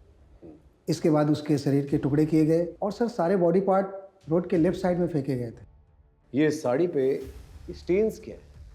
इसकी रिपोर्ट है आपके पास? नहीं सर। इसकी एक रिपोर्ट बनाई है और मुझे भेजिए। हाँ सर। सर जिसको हम सस्पेक्ट मान के चल रहे थे किसी ने उसी को मार दिया। सर इस केस में चल क्या रहा है मुझे सच में समझ में नहीं आ रहा। चिंडे लगता है बहुत बड़ा खेल है जिसे शायद वो बिल्डर खेल रहा है। मतलब? ये बिल्डर जो है ना शतरंज का खेल खेल रहा है। इसने दो महारथियों को आपस में भिड़ा दिया। कोई कटे या मरे उसे कोई फर्क नहीं पड़ता। उसे सिर्फ बिसात जो है ना खाली चाहिए। और ये बिसात? वो जमीन जिसपे वो रीडेवलपमेंट करना चाहता है। गायकवाड़ एक काम करते हैं, अंबेडकर नगर से उस एरिया तक जहां पर माधुरी का लास्ट बॉडी पार्ट मिला उस पूरी एरिया का सीसीटीवी फुटेज देखो क्या निकल गया। बस बिल्डर को बुलाओ। सर, इस धंधे में माधुरी अब्दुल जैसे लोगों की हमें ज़रूरत पड़ती है, क्योंकि ये लोकल होते हैं और लोग इनकी बातें सुनते हैं। इन्हीं के माध्यम से हम अपना काम करवाते हैं, लेकिन सब कुछ कानून के दायरे में रखे सर। ये किसी को मारना, पीटना, गायब करना, मर्डर करना, ये हमारा काम नहीं है।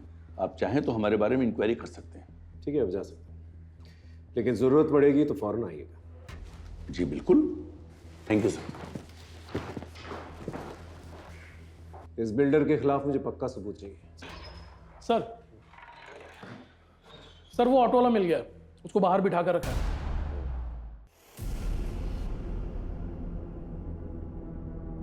ये तेरा ही रिक्शा है? हाँ सर। इस आदमी को तुमने अंबेडकर नगर में छोड़ा था? जी सर। इस आदमी के बारे में कुछ पता है तुझे? कुछ नाम या चेहरा कुछ देखा था तूने? नहीं सर। कुछ अजीब या खास नोटिस किया था तूने? कुछ खास बात तो नहीं सर, लेकिन उसने जो हमको नोट दिया था वो फटा हुआ था। भाई साहब ये नोट नहीं चलेगा, फटा है, दूसरा नोट दो। रख ले, मेरे पास छुट्टी नहीं है। अरे भाई मुझे नहीं पता, मुझे पैसा दो। अच्छा ठीक है, चल फोन से करता हूँ। नंबर बोल। सर उसके पास दूसरा नोट नहीं था तो उसने हमको ऑनलाइन पेमेंट किया था। गायकवाड़, इसके फोन में हुए UPI ट्रांजैक्शंस की डिटेल्स निकालो। उस आदमी का नंबर हमें मिल जाएगा। और ये आदमी मुझे चाहिए। सर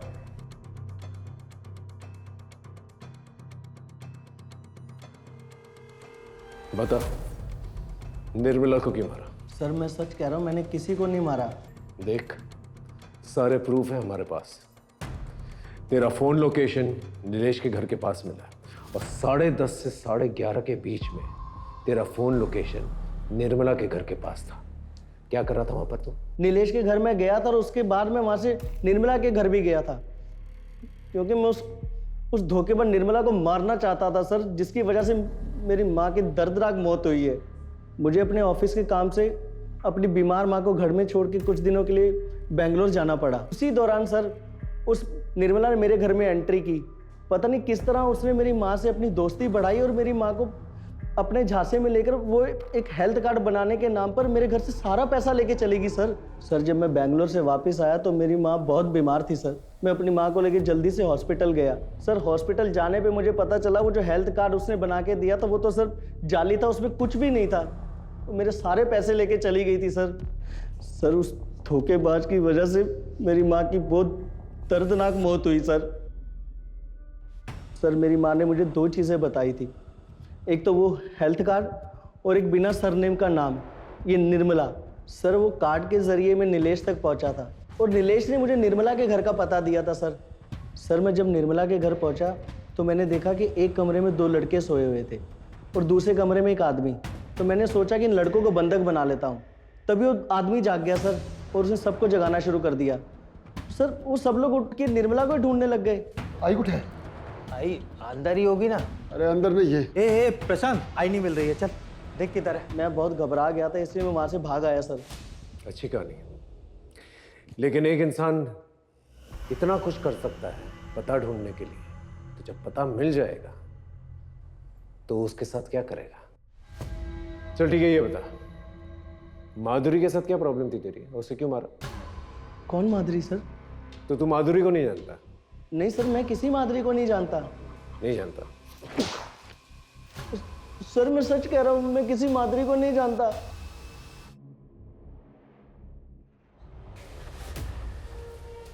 सर माधुरी की साड़ी की फॉरेंसिक रिपोर्ट आ गई है। अंबेडकर नगर से जहां माधुरी की लाश मिली थी उसके बीच की रोड का सीसीटीवी फुटेज आ गया है।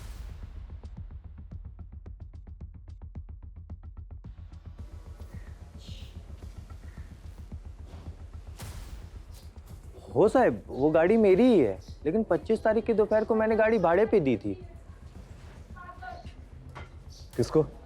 देख अब तो तेरे खिलाफ हमारे पास सारे सबूत हैं। तूने 19 जुलाई को राकेश से भाड़े पे गाड़ी ली और वही गाड़ी जो है अंबेडकर नगर से पूनम नगर तक हमें दिखी है सीसीटीवी कैमरा पे, और उसी ड्यूरेशन के दौरान तेरा फोन भी स्विच ऑफ था। जब हमने ड्यूरेशन ट्रैक किया तो पता चला कि तो अंबेडकर नगर से पूनम नगर तक का तकरीबन 3 घंटे लगते हैं। चल अब सच सच बता, तू ही गाड़ी चला रहा था ना? और तूने ही खून किया ना माधुरी और निर्मला का? नहीं साहब, मैंने सिर्फ माधुरी को मारा है, लेकिन निर्मला को मैंने नहीं मारा। झूठ मत बोल, तेरी पूरी कुंडली है मेरे पास। तू बिल्डर के टच में था और तूने निर्मला के पति के जरिए वो घर जो है बिल्डर के नाम पर कर दिया था, है ना? साहब वो बात सच है, लेकिन मैंने सिर्फ माधुरी को मारा है। खोपड़ी खराब करके रखी थी उसने। मेरी चुगली करेगा तू? मेरी जगह लेना चाहता है तू? चल बाहर निकल यहाँ से, निकल साला गंदी नाली का कीड़ा। एरिया में फिर से आने का नहीं, समझा? राकेश से मैंने गाड़ी भाड़े पे ली, बॉडी के टुकड़े किए और रास्ते में फेंकता चला गया। अब साहब कोई इंसान सारी उम्र तो किसी की गुलामी नहीं कर सकता है ना, इसलिए मार दिया। उसके बाद उसका और बिल्डर का दोनों का काम संभालने लगा, लेकिन साहब निर्मला को मैंने नहीं मारा।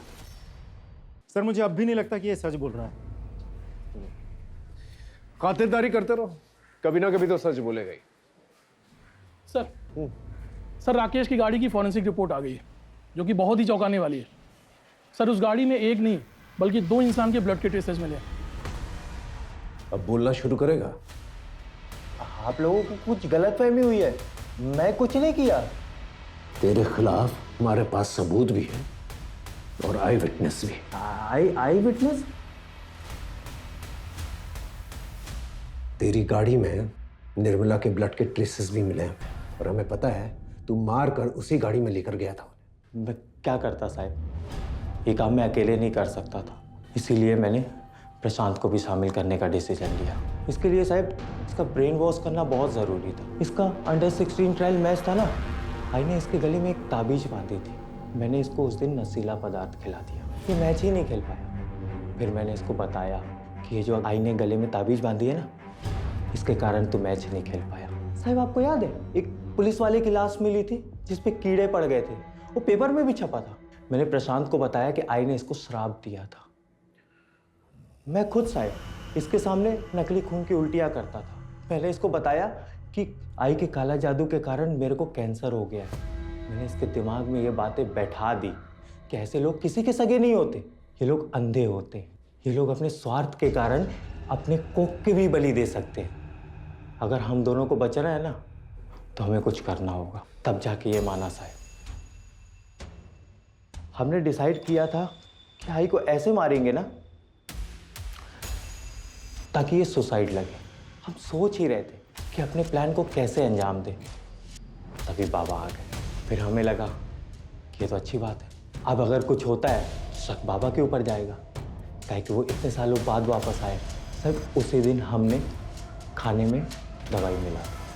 वो फूड पॉइजनिंग वाला केस हुआ था ना, उस रात को जब चौली के सारे लोग सुकून से सो रहे थे, बाबा भी घर में नहीं थे, मैंने आई को पानी में नींद की दवा मिला के पिला दिया। फिर साहब जब वो अपना होश खोने लगी ना, तब हमने अपने प्लान को अंजाम दिया। तो इस दुनिया की सबसे अच्छी आई है, पर तू अपने ही बच्चों के लिए जान का खतरा बन गई है। तुझे इस दुनिया से जाना होगा, पर तू चिंता मत कर आई, तेरे बच्चों ने तेरे मोक्ष का सारा इंतजाम कर दिया है। आज 19 जुलाई, हम तुझे उसी पेड़ के नीचे गाड़ेंगे जहाँ नाना जी की अस्थियाँ गड़ी हुई हैं, और उनकी बॉडी को कंबल में लपेट के वहीं पास में हमारी गाड़ी खड़ी थी। हम दोनों ने उठाया आई को और वो गाड़ी में रख के वो पेड़ के पास ले गए। वहाँ पे ले जाके आई को अच्छे से बैठाए और वो जो ब्लेड थी उसको कपड़े से पोंछ के आई की बॉडी के पास रख दी और वापस घर आके सो गए। लेकिन तुमने अपनी माँ को मारा क्यों? मैं क्या करता साहब? मैंने कहा ना, मैं तुझे सलमा से शादी नहीं करने दूंगी। लेकिन काहे को आई? मैं सलमा हम दोनों एक दूसरे से प्यार करते हैं, तो तुझे प्रॉब्लम क्या है? प्रॉब्लम? कितनी प्रॉब्लम्स गिनाऊं मैं? तुम दोनों की उम्र जो कानून के हिसाब से भी शादी लायक नहीं है, और तेरा ये गाड़ी चलाने की आड़ में धंधा करना। आई छोड़ दूंगा मैं, हमेशा के लिए थोड़ी ना कर रहा है, बस कुछ दिनों के लिए कर रहा है। देख, ताकि तू, मैं, प्रशांत, सलमा इस गटर वाली जिंदगी से बाहर निकल सके, एक अच्छी जिंदगी जी सके। सलमा, ये सपनों का लालच देना छोड़ दे तू। अपने तरीके सुधार, पढ़ाई पर ध्यान दे, गलत धंधे छोड़ दे, और खासकर उस माधुरी की संगत में रहना छोड़ दे तू। नहीं छोड़ेगा मैं, कुछ भी नहीं छोड़ेगा। और आई तेरे को पसंद नहीं है ना, तू देख, तेरी मर्जी के खिलाफ जाके मैं सलमा से शादी भी करेगा। तू मेरी मर्जी के खिलाफ जाएगा? हाँ,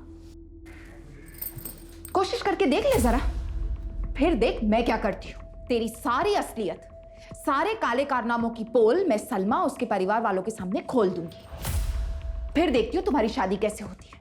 और वैसे भी जब तक मैं जिंदा हूं ना, सलमा से कभी शादी नहीं होने दूंगी। साहब वो गटर वाली चौल पे बाकी लोगों की तरह कीड़े मकोड़ों की तरह मुझे रहते हुए देखना चाहती थी। तभी मैंने डिसाइड किया कि बहुत हो गया, अब आई के दिन पूरे हो गए, अब आई को मार के ना मोक्ष दे देना चाहिए। क्यों किया मेरे साथ ऐसा? क्यों करवाया मुझसे ये पाप? मैंने तुमको अपना भाई नहीं बाप समझा था, क्यों बोलो?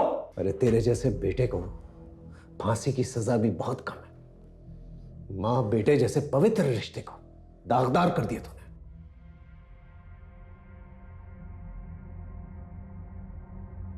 सर ये केस तो बड़ा ही डिस्टर्बिंग निकला। माँ बाप और बच्चों का रिश्ता जो है विश्वास और समर्पण पर टिका रहता है, लेकिन जब लालच बीच में आ जाती है ना, तो विश्वास और समर्पण दोनों ही खत्म हो जाता है। सर आपको नहीं लगता कि कहीं ना कहीं निर्मला खुद भी दोषी है? इसने अपने बच्चों पे कभी ध्यान ही नहीं दिया, क्योंकि एक ही बार में बच्चों में इतना बड़ा बदलाव तो आया नहीं होगा। बिल्कुल ठीक है, निर्मला को पहले से ही भांप लेना चाहिए था कि राकेश के नेचर में कुछ बदलाव आ रहा है, क्योंकि जब तक उसने ये महसूस किया राकेश बहुत आगे निकल चुका था। प्यार और लालच में इतना अंधा हो चुका था, उसे कुछ दिखाई नहीं दे रहा था, और नतीजा हमारे सामने ही।